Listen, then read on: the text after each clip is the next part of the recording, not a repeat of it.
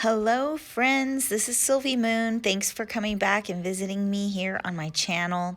Today I am going to be covering this little composition book that I bought from Walmart. I've been filling it with ideas for Silvimoon, for videos and products, all sorts of things. And I think the cover's really cute, but at this point I wanted to decorate it to kind of make it feel more like Silvimoon and look like something I would actually make. So I decided that I would start by covering it with this brown paper that I've bought at my local hardware store in the paint section. There's many different sizes of these rolls, taller, shorter. I think this is one of the smaller as far as size rolls goes, but you could probably find, and they're very inexpensive. I think I paid $4 for this whole roll of brown paper.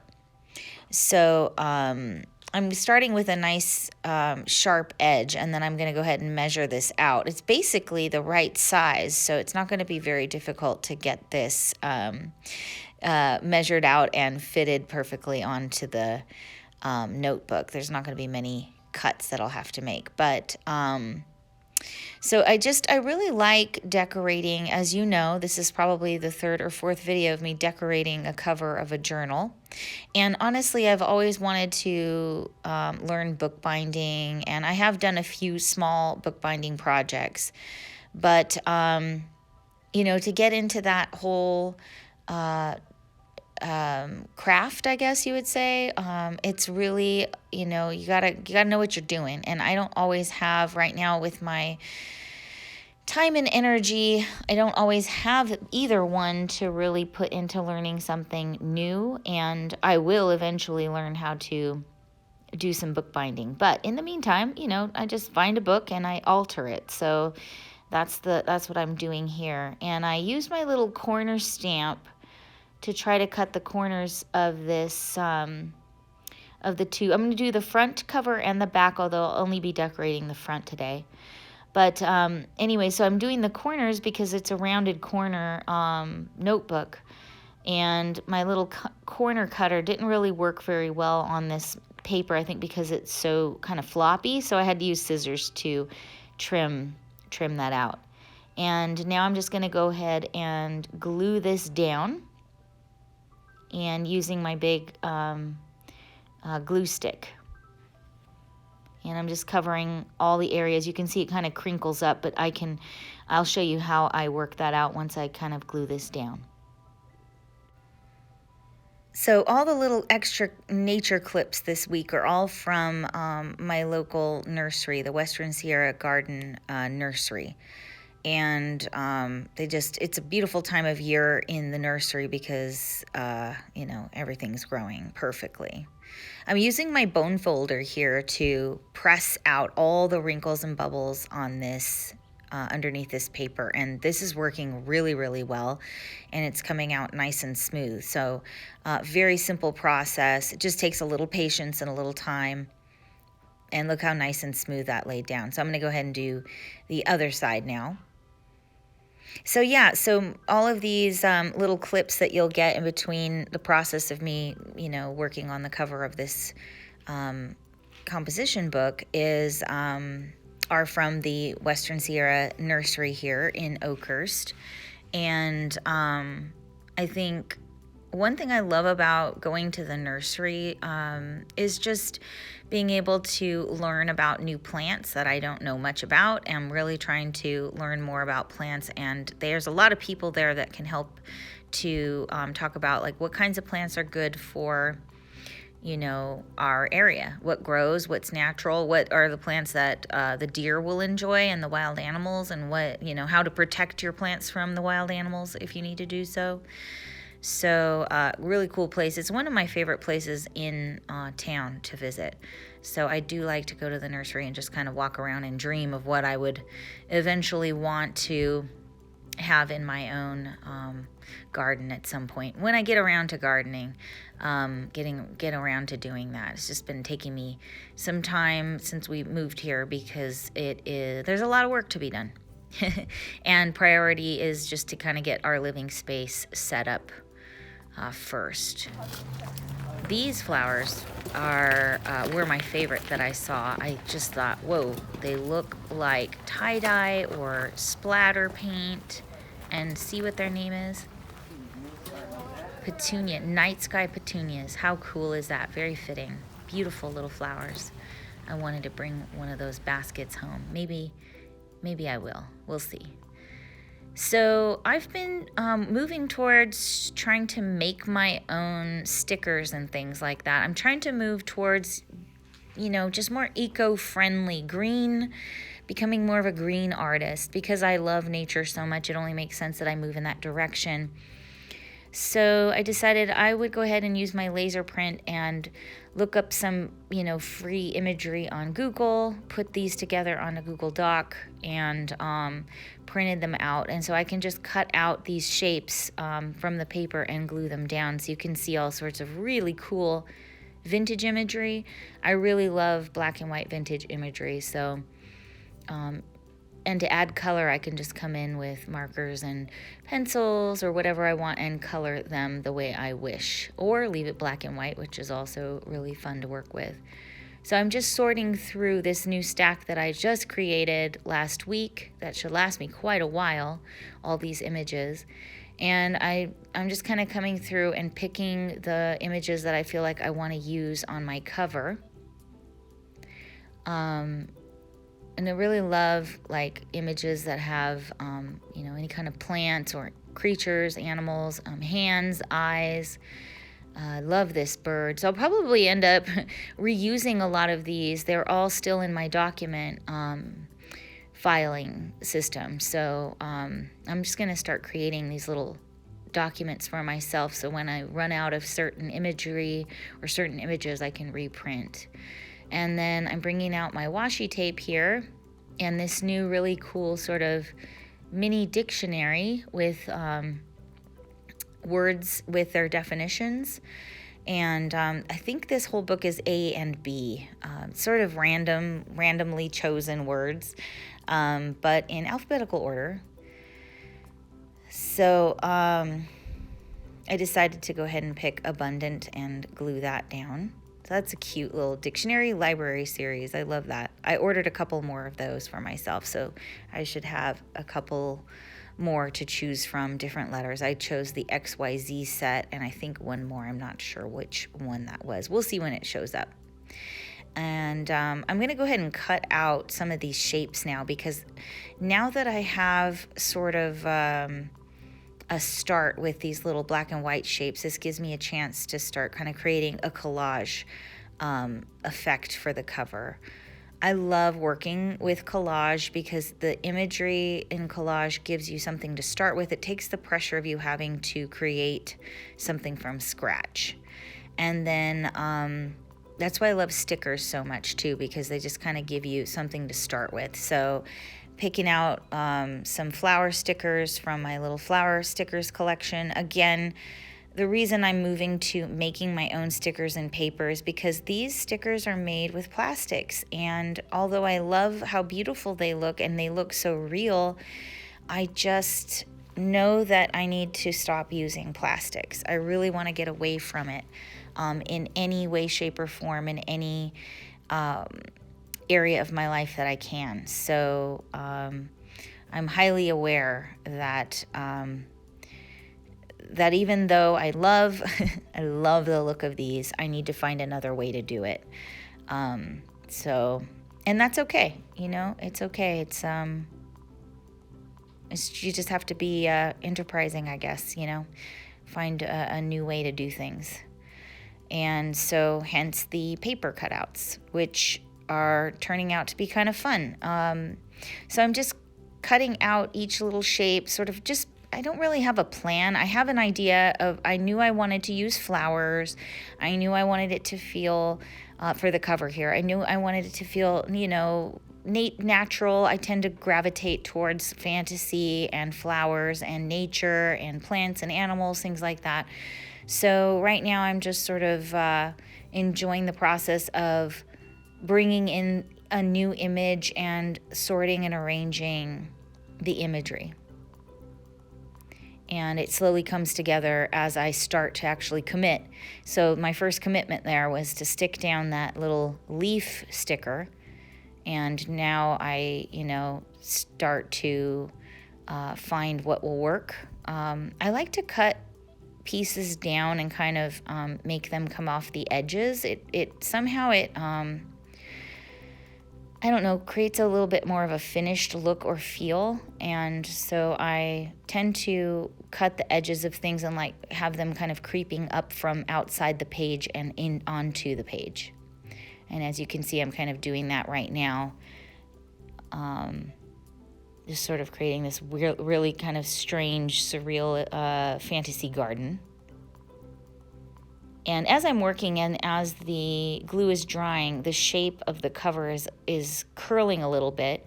So I'm just trying to make sure that lays nice and flat. And actually, now that I've finished this project as I'm recording this, I can tell you that it did dry perfectly flat, and it's been really fun to work with. But so just for you guys knowing that this isn't like, going to be something that looks ugly when you're done. This glue stick and this paper actually worked really well on the cover. And then I have this little fairy. I love her. She's so cute. Definitely going to record or continue to reprint her because I just like her so much. She's really cool. Love fairies. Again, hands. That tends to be something I really like, imagery of hands, vintage imagery, and eyes are another feature that I like to bring in. In this particular one, I'm not using eyes, but just mentioning that. Tend to gravitate towards certain imagery, and I just really love this vintage imagery style. It goes well with my artwork when I start to bring in some of my drawings and stuff. So I did this little painting to test out some new watercolors I bought, and used a new mixed media paper that I'm totally in love with, which I will share with you in the future. Do some projects with the paper, but using my own artwork in the cover now on this collage. I like to do that because then it really starts to become something more than just a collage. It becomes, a collage is something more than a collage. I guess what I'm trying to say is it starts to look more original and gives it more character when you throw in your own artwork. So I've been using my own artwork in my collages for many years.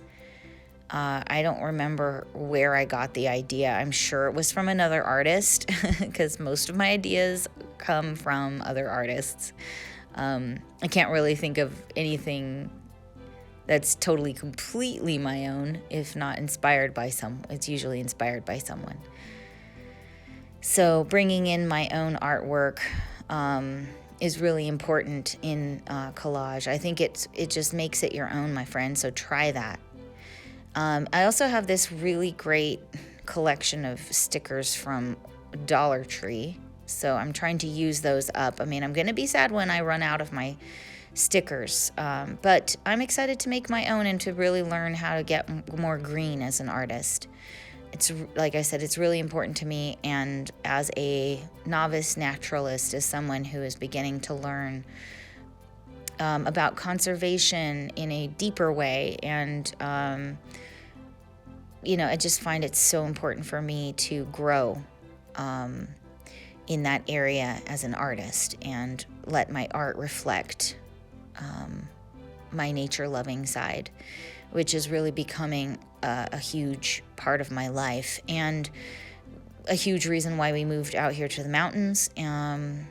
And I have a fun surprise for you that I will announce next week. I have to kind of get going with my new surprise. Don't you just love this little wind catcher? What would it be? It's just cool. Somebody in the area constructs these, and it's gorgeous. I totally want this. I could sit and watch that forever. The colors, the shapes. I brought out my stamps. I love using stamps in my artwork. I make my own stamps. I also buy stamps. These, obviously, I did not make these. These are professionally made from, you know, a machine probably. And I'm going to use them to go ahead and write a little saying daydreams on the cover. And it's going to be daydreams and cool ideas is basically what I'm writing on the cover. And then I put Silvimoon on the cover as well with my stamp. So I have a few sets of alphabet stamps. I love alphabet stamps. They're very versatile, and you can write all sorts of quotes and different things on journal pages, and just whatever you're designing, you can use them in your artwork. And I've been slowly collecting them over time. I find a lot of my stamps at thrift stores or on clearance at local craft stores, things like that. And been also collecting different colored stamp pads, though usually for my letters, I usually just use black because black is easy to read. I also really want to get like a coffee colored stamp pad, and maybe gray, I don't know, just some neutral options to vary up how the lettering looks. But, you know, I do love black and white. It's just simple and easy to use. Another stamp set here, so this is a different one. So I have 3 different letters stamp sets, and another few coming in the mail soon. So I'm excited about that. Adding a few more stickers. I really love these plant-like sets of stickers, and I'm going to really, you know, research how to recreate the look. I know I can press flowers and press plants from home, so that's one option. I still will need some way to seal them down on art covers, so that would mean using tape and things like that. So I'm still working on how to recreate what I'm doing but make it a little greener. And that's a challenge, my friends, but it's a good challenge. It's totally worth it, because we're in a time where we really need to be much more mindful and conscious of what we're doing to our planet. It's really, really important. It's important to me, and it's important for us. I'm just cleaning with a little wet wipe, just cleaning my stamps. That's a handmade stamp that you just saw there. I created this one. It's like raindrops.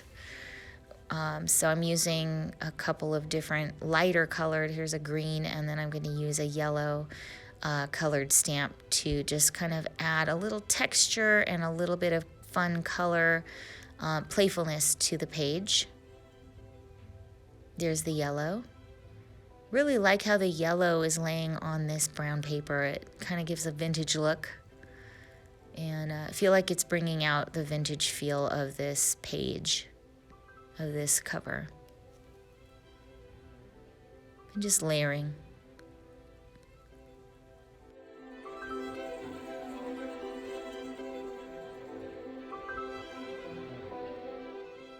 So I'm bringing out my markers. These are my brush markers, a bunch of different brands. I have Arteza in here. I have Tombow. I have some from Joanne, some from Michaels. Yeah, I don't even know. I have so many different kinds in here. I really just choose a certain amount of markers every so often. Every few weeks I'll change what's in the basket. Because depending on the time of year, the season, what's going on, I may be in the mood to like certain colors more than others. So definitely have colors that I always gravitate to. You will definitely see plenty of choices of pinks and purples in my palette, and usually some kind of options for different sort of more natural looking greens. Maybe some fluorescents, and yeah, I tend to kind of gravitate towards the pinks and the purples for the most part, though. Those pink and purple were my number one favorite colors when I was a kiddo. And then mint green became a favorite, lemon yellow, tangerine orange. I mean, I'm specific colors in my mind. They may look different to you when I mentioned the names of them, but certain colors I tend to gravitate towards, like any other artist or anybody that's interested in color. You'd probably have your favorites, right? So I'm just almost done here, and I'm just going to finish up by adding just a little highlight to some of the letters to make the words stand out a little bit more.